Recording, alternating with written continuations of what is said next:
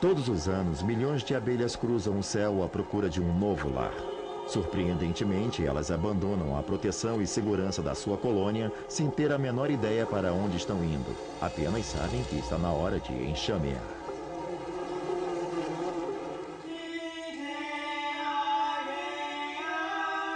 O mundo secreto dos jardins.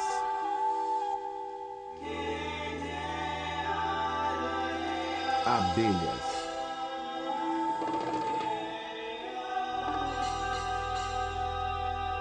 Distribuição Sinapse. Na primavera, as abelhas são as primeiras criaturas a surgirem em cena. Isso porque sua colônia sobrevive anos e anos. Quando o tempo começa a esquentar, milhares, na verdade milhões de abelhas adultas abandonam suas colmeias, ansiosas para começar a trabalhar. As abelhas fazem a parte mais difícil da polinização, logo no início da estação. Isso significa que as coisas que afloram mais cedo, como macieiras e outras árvores frutíferas, terão com certeza polinizadores, porque um grande número de abelhas sobreviveu ao inverno e já estão todas prontas para deixar a colmeia e cumprir sua tarefa quase instantaneamente. Se você quiser produzir frutas, vai precisar muito das abelhas para fazerem um serviço, principalmente se por acaso tiver um pomar. Isso demanda um esforço imenso por parte das abelhas. E é claro que as abelhas são perfeitamente adaptadas a este trabalho. Tudo nelas é projetado para um único propósito: encontrar e explorar plantas florescentes. A maioria das pessoas sabe que os cães possuem um olfato apurado, mas de uma certa forma o olfato das abelhas é ainda melhor. Aliás, ele é tão bom que os militares americanos estão fazendo testes para ver se podem ser usadas para detectar explosivos e minas terrestres. É tão aguçada essa habilidade de detectar odores que na primavera elas podem rastrear um pomar a quilômetros de distância. Boa parte do sentido do olfato está associada à antena, para ser exato na parte posterior dela, mais próxima à cabeça. É aí que elas têm muitos receptores químicos. Elas também possuem o sentido do paladar. Como olfato e paladar são sentidos interligados, elas têm receptores na língua e, da mesma forma, elas podem ter receptores químicos no corpo todo, mas a maior parte está mesmo na antena. O sentido do olfato nas abelhas é todo voltado para aquilo que seja do seu interesse.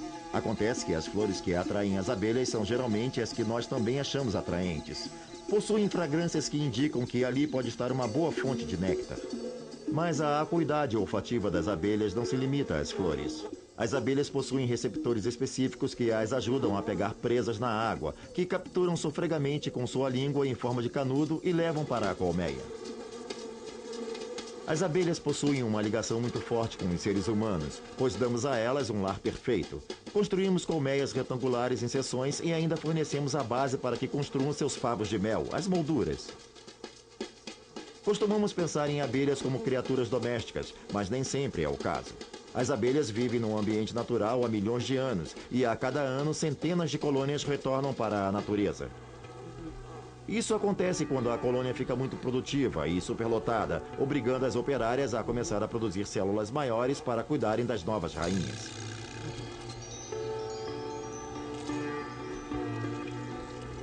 A nova rainha é alimentada com uma substância especial, a geleia real, que tem os nutrientes extras necessários para que ela desenvolva um corpo maior. Quando ela está pronta, com todas as operárias reunidas em volta, ela abre uma passagem de saída da célula e entra em cena.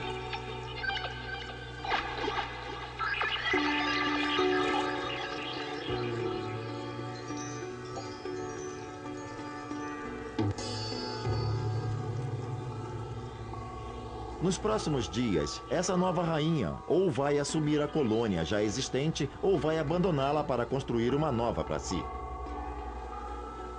A rainha, claro, é absolutamente inútil sozinha, então quando ela deixa a colmeia para construir a própria colônia, um certo número de operárias a acompanha para ajudá-la a se estabelecer.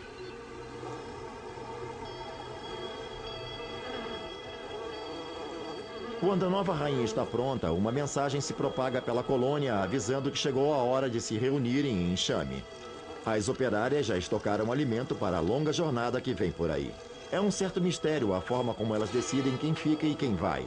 Mas quando chega a hora, um grande enxame com a rainha à frente toma os céus para procurar uma nova casa.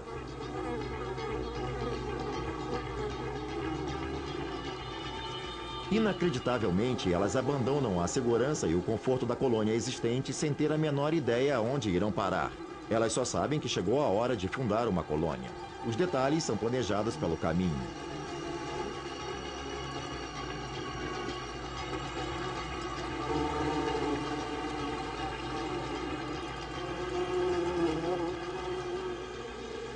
Uma vez bem longe da velha colmeia, o enxame pousa para se reagrupar e determinar o resto do plano.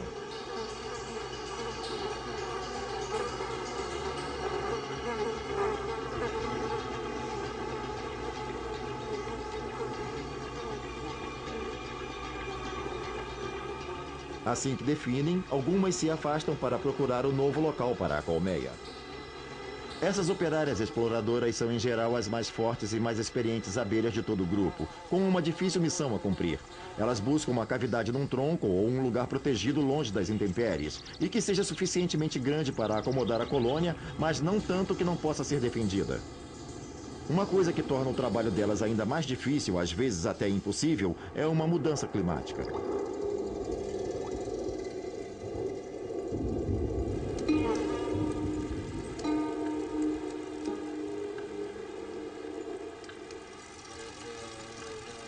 As abelhas não são muito bem adaptadas para voar no frio ou na chuva. Elas precisam de muita energia para voar, para enfrentar o mau tempo. As operárias exploradoras têm que ser corajosas e firmes. Na verdade, a sobrevivência da colônia depende do sucesso delas, e por isso continuarão procurando enquanto puderem. Mas se a chuva por acaso apertar, elas não terão escolha a não ser procurar um abrigo e esperar a tempestade passar.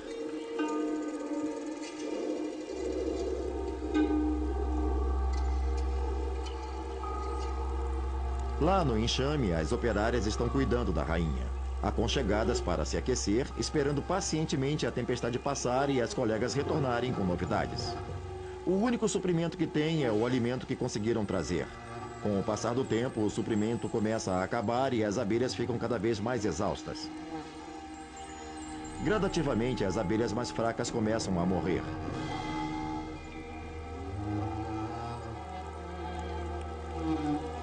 Se ficam expostas assim por muito tempo, é preciso muita energia para se manter. Por isso, elas podem acabar morrendo e comprometendo a colônia inteira.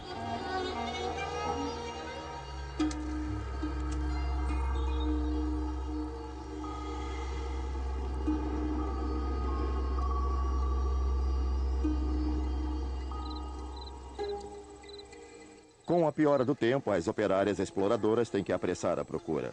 O tempo está se esgotando e elas precisam encontrar logo um lugar seguro para a colônia. A decisão jamais fica restrita a uma única abelha. Pode haver centenas de abelhas nessa busca, mas quando retornam, cada uma conta para o resto da colônia o que elas encontraram através de uma dança chamada dança de roda.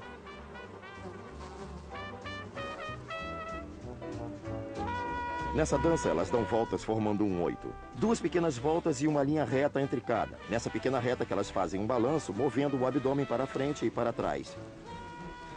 Elas fazem isso em diferentes velocidades, com diferentes dificuldades e com duração diferente. É assim que elas passam as informações. O entusiasmo com que dançam indica o grau de qualidade do local. Toda essa faina é para convencer as outras. Quando elas balançam muito a parte traseira, todas já sabem que o local deve ser bom.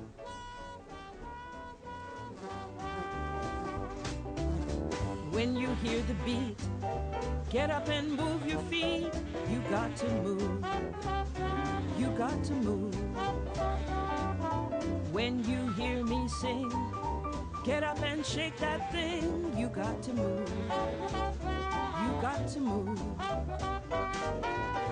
When you hear the drummer play, when you hear that bass, let the music carry you all around the place. Let that rhythm go from your head down to your toes. Um detalhe interessante sobre as abelhas é que elas tomam as decisões em consenso. O que acontece? Se um número grande das que voltaram parecerem entusiasmadas com o local e conseguirem despertar o interesse de uma boa parte de operárias, e se o número de espectadores for aumentando, a animação irá num crescendo, até que o lugar todo ficará agitado. E de repente todas vão alçar voo e se dirigir para lá. Let that rhythm go from your head down to your toes, you got to move. You got to move.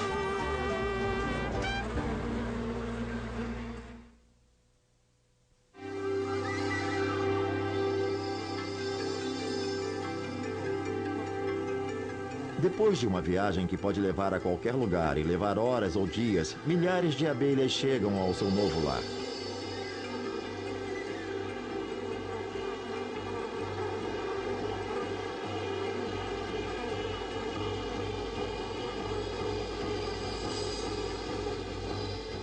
Rapidamente, as abelhas começam a trabalhar, preparando o local para a futura colônia.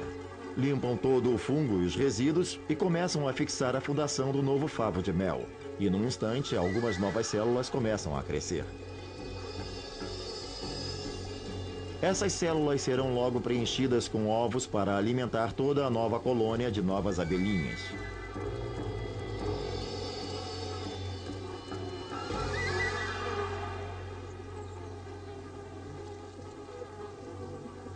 Quando já tiverem construído favos de mel suficientes, a rainha vai trabalhar na colmeia desovando nas células disponíveis. Os ovos irão pouco a pouco desenvolvendo larvas, cada uma dentro de sua própria célula protetora. As operárias cuidam das larvas, alimentando-as e carregando-as enquanto crescem. Dentro dessas células, as larvas sofrem uma transformação mágica. Em poucas semanas, elas perdem a forma de larvas indefesas e se transformam em abelhas operárias.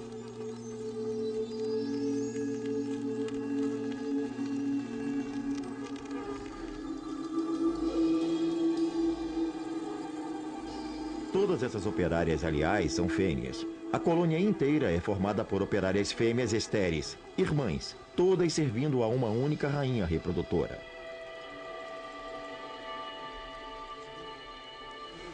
A vida das operárias muda à medida que ficam mais velhas. Logo após a transformação, sua obrigação é ficar em casa fazendo as tarefas domésticas. À medida que crescem, vão assumindo mais responsabilidades. Não existe uma autoridade central definindo quem faz o quê, dizendo você faz isso, você faz aquilo. Cada operária simplesmente faz o que tem de fazer naquele estágio da vida. Quando a operária já é adulta, ganha funções externas. Então, ela começa a sair da colmeia e a vivenciar um mundo novo.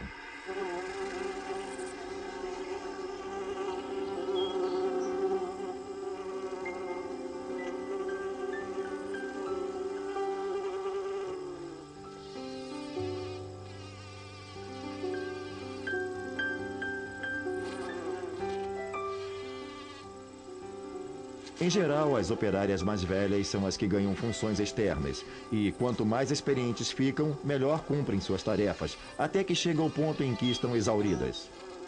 É uma vida muito ocupada, muito ativa, então pouco a pouco o corpo vai deixando de suportar a carga. Embora a colônia possa durar por anos a fio, as abelhas que permanecem dentro da colônia não duram muito, cerca de semanas a poucos meses.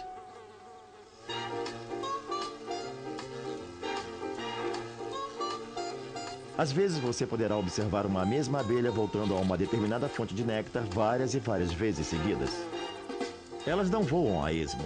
Quando as operárias deixam a colmeia, em geral têm noção de para onde ir. É por isso que algumas operárias se especializam em explorar o ambiente. Sua função é localizar as fontes primárias de alimento e trazer a informação de volta à colônia. Contam o que encontraram as irmãs usando a dança de roda. Às vezes até mesmo trazem uma provinha do néctar que encontraram, a fim de convencer as outras da boa qualidade do produto. Se a dança conseguir vender o produto, um grupo de exploradoras voltará à nova central de alimentação para aproveitar a generosidade do local.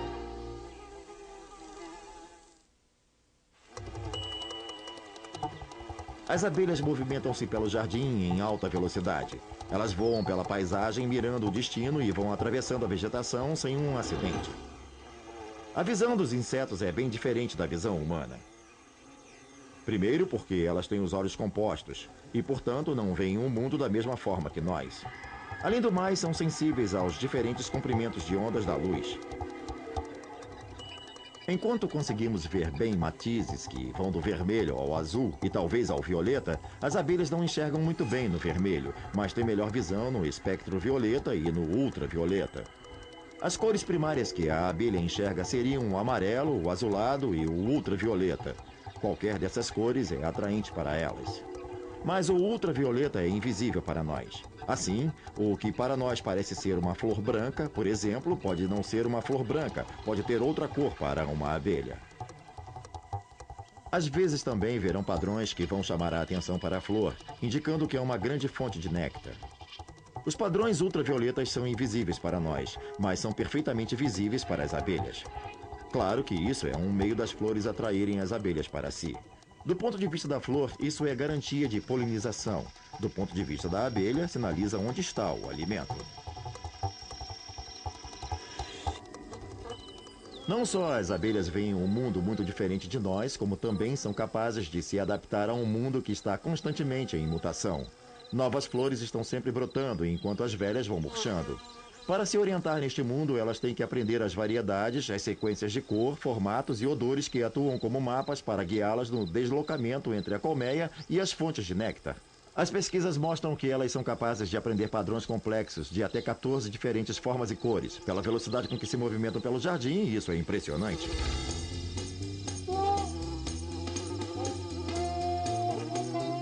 Elas são atraídas por certos níveis de reflexão da luz. Quando você tem muitas flores, é claro que elas refletem muita luz. As abelhas também identificam cores específicas e formatos. Formatos e padrões têm um grande efeito sobre elas também, e por isso elas são capazes de reconhecer o formato de uma corola que sinaliza: se você seguir nessa direção, vai acabar chegando perto de um monte de néctares. As plantas sempre têm estruturas que forçam a abelha a se mover entre elas de uma forma particular, a fim de obterem a recompensa do néctar. A rota indicada pela flor informa a abelha que vai retirar dela bem mais que apenas uma provinha de néctar. Ali, ela também vai encontrar pólen. Às vezes isso significa ser subornada com um tiquinho de néctar aqui e ali, e por isso a abelha tem que continuar se esgueirando por entre vários estames e pistilos, e isso significa que você tem um formato de flor que orienta a abelha numa determinada direção. Ela deve ter o feitio de um funil ou de um copo, de forma que a abelha não deixe de passar entre os estames e pistilos para sugar o néctar. Há certos tipos de flores que não são próprias para abelhas. Por exemplo, se tiver uma corola longa e tubular, ela não conseguirá chegar até lá. São flores que borboletas que têm um probóscide longo e encurvado conseguem alcançar. As abelhas procuram aquelas onde o néctar é mais acessível. Elas também gostam de flores que brotam em abundância. Elas não passam muito tempo perambulando daqui para ali. Elas gostam de flores que formam cachos. Os insetos não são bobos, muito menos as abelhas. Ficam conferindo a qualidade da fonte de néctar o tempo todo. Por isso, as plantas têm que seduzi-las para que continuem voltando. O que elas fazem? Dispersam uma pequena amostra de néctar todo dia para garantir que as abelhas venham visitá-las seguidamente e continuem a espalhar seu pólen tanto quanto possível.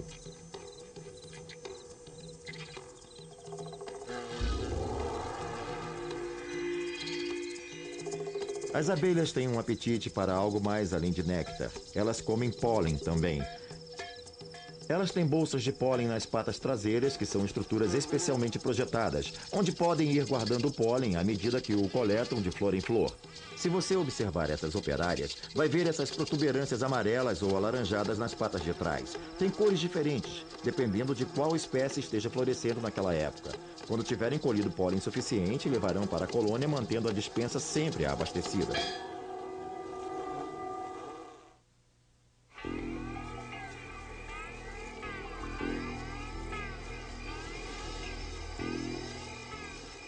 Uma colônia de abelhas é realmente um obstáculo temível para qualquer predador que queira comer as abelhas, ou seu mel, ou ainda seu pólen. Todos esses ferrões coletivamente podem ser demais para encarar. Muitos poucos animais terão essa coragem, mas a ameaça de um ferrão nem sempre é suficiente. Todas as vezes que as abelhas esvoaçam pelo jardim, passam pelo caminho de alguns personagens terríveis, alguns dos quais ficam bastante contentes de se arriscar ao veneno de uma pequena abelha em troca de uma boa refeição.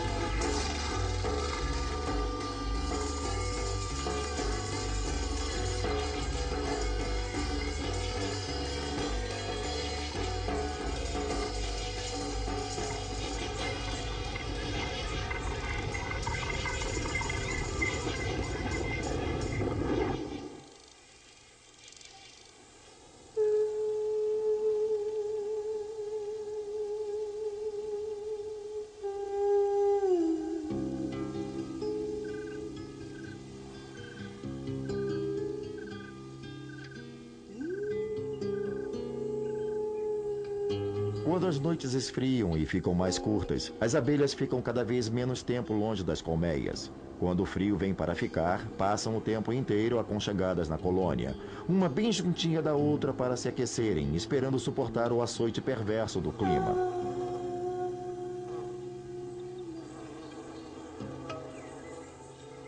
O inverno é uma estação difícil para a colônia de abelhas porque não há como buscar néctar. Elas não podem sair. Assim que colocam as asas fora da colmeia, morrem. Elas conservam a temperatura no interior da colônia, vibrando os músculos do corpo. Isso evita que a colmeia congele, mas toda essa atividade consome muita energia, uma coisa que as abelhas não têm muito no inverno. A única fonte de energia que têm é um suprimento de mel que sempre vai diminuindo. Por volta do último mês de inverno, a colônia mal se aguenta. Muitas operárias já morreram, mas a colônia como um todo sobrevive para que na primavera as operárias possam mais uma vez tomar os céus.